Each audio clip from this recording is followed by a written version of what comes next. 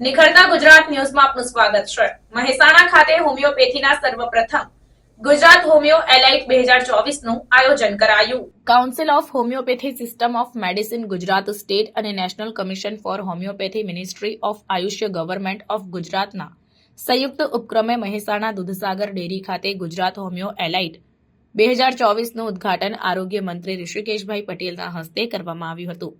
Mehsana Dudhsagar dairy Mansingh Patel હોલમાં રાજ્યકક્ષાનો homeopathic Gujarat Alight 2024 કાર્યક્રમ યોજાયો હતો।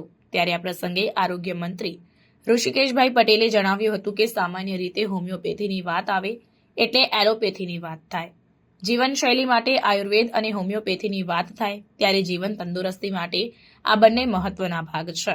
અત્યારે બે પ્રકારના ઇલાજ થાય છે, ટેમ્પરરી અને પરમાનન્ટ ઇલાજ, અને તેમાં હોમિયોપેથી કાયમી ઇલાજ છે। જ્યાં જરૂર પડે તો જ એલોપેથીનો ઉપયોગ કરવો। કોવિડમાં ગુજરાત રાજ્ય પ્રથમ રાજ્ય હતું કે જે હોમિયોપેથી થકી કોવિડ સેન્ટરો શરૂ કર્યા હતા।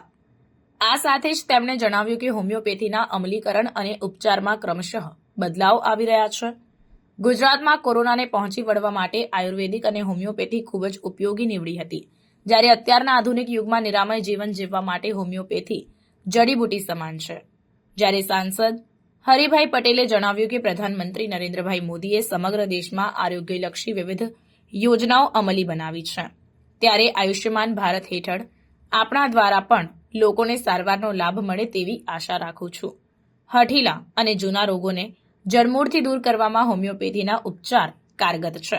પ્રધાનમંત્રી નરેન્દ્રભાઈ મોદીના વર્ષ 2047ના વિકસિત ભારતના આદર્શને સાર્થક કરવામાં હોમિયોપેથીની સારવાર આપનાર આપ સૌ પણ પોતાનું યોગદાન આપશો તેમ તેમણે આ પ્રસંગે જણાવ્યું હતું।